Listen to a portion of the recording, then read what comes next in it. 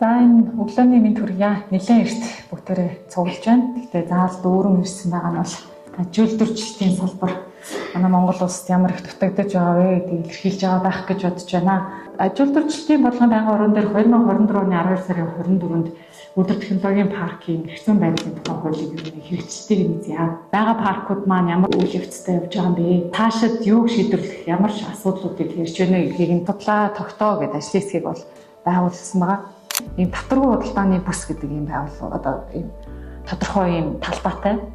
Тэгэхээр талбай нь ингээд хашаалагдаад мэдээж дотор нэг ийм менежментийн компанитай бүтцийг нь бүгдийг улсын шийдэж өгч тийм байна. Тэгэхээр бүсэд дотор үйл ажиллагаа явуулж байгаа аж ахуйн нэгжүүд нь гадаадаас ямар нэгэн одоо үйлдвэрийн хаан түүхийг авах юм бол татвар төлдөг юм. Импортын татвар төлдөг. Тэгээд яг тэр одоо өөрийнхөө одоо энэ худалдааны татваргүй худалдааны бүс дотроо бүтээгдэхүүнээ бий болгоод буцаад экспортлоод олон улсад гаргах юм бол экспортын татвар авах.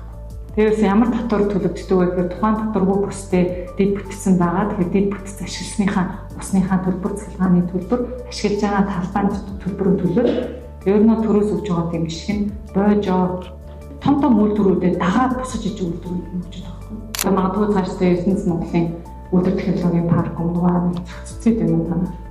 Байгуулагдлаа гэхэд одоо тэнд очиж үйл ажиллагаагаа шинээр нээхийг хүсэх стартапуудынхаа нөгөө л их олон зөвшөөрлүүдийг авах нь туслах ч юм уу. Тийм байдлаар менежментээ яг үзүүлдэг. Тэрний хаан үйлчлэгийн хөлсөөрөө одоо оршин тогтнодог. Ийм байгаад явчих юм бол бас туршлагаар олж авсан ба.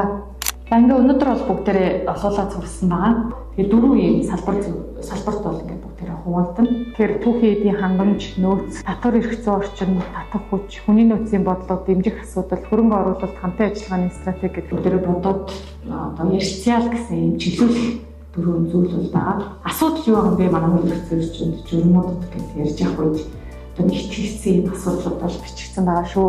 Тэгтээ бол бүгдээрээ мэднэ. Үйлдвэр технологийн парк байгуулах тусгай зөвшөөрөлтэй маш их бичиг баримт шаарддаг шүү дээ. Нэг үйлдвэрт зориулсан юм шиг бичиг баримт шаарддаг.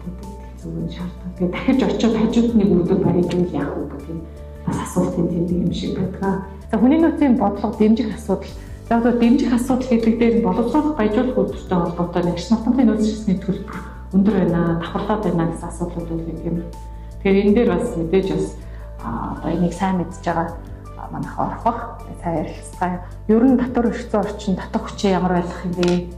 Тэр нөгөө түрүүний ярьсан хотын гайлын хэлтийн бүс шиг орж ирж байгаа түүхийдийг энэ дотроос нь чөлөөлөд ядаж нэг түүхийдийг татвар нь хөнгөлөлттэй байхаараа одоо тухайн компани хурдан бойжих юм бол гэж харуулах юу гэж оруулах. За тэгээ өшөө бас нөгөө бид нар чинь гайлын одоо нөгөө чөлөөт бүсийн бүстэй холбоотой зохицуулт болсон байдаг.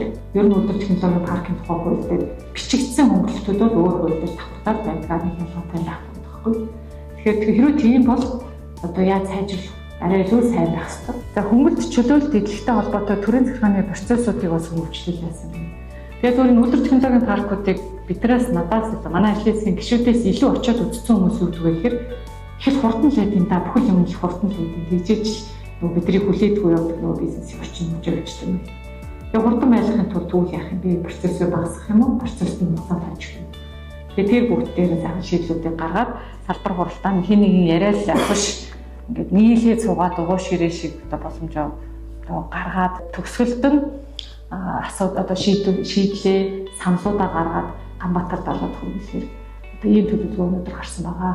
Тэгээд манайхаа өдөртөө заах оролцоорой